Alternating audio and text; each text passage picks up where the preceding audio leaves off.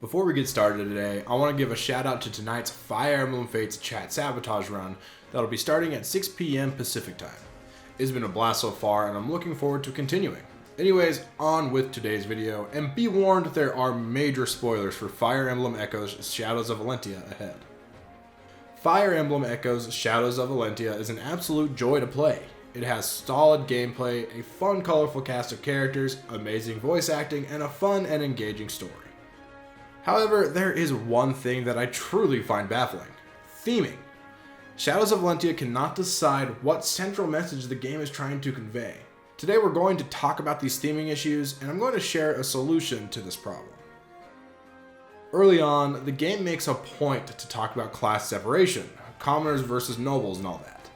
Alm, this nobody who was raised by a knight, has become the leader of the Deliverance. Fernand, a prominent figure in the Deliverance, is upset that a boy of common birth would be leading instead of a nobleman.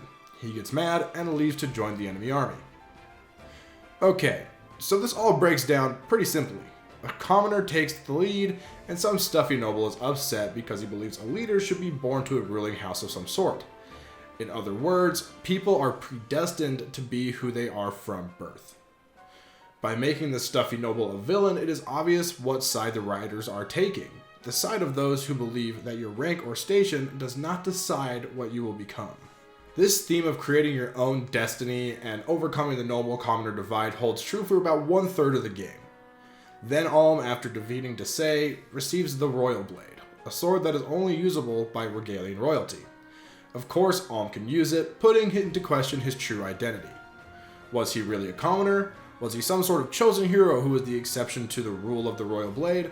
Regardless of what the player might think, this severely lessens the impact that the theme of the game up to this point could have had.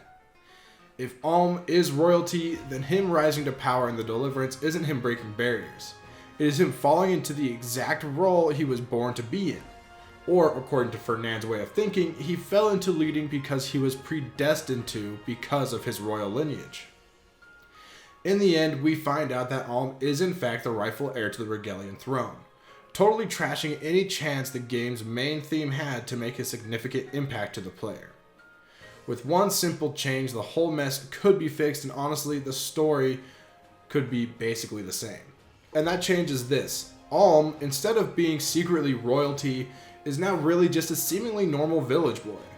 Instead of looking for a legendary knight in Ram, Lucas would visit the village just looking for new recruits. A few battles in, Lucas would recognize Alm as the strongest of the group, even surpassing the strength of veteran knights.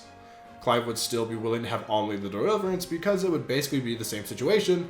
He would be looking to appeal to the common man in a way that a noble never could. Alm continues to prove himself and becomes the undisputed leader of Zofia and Regel.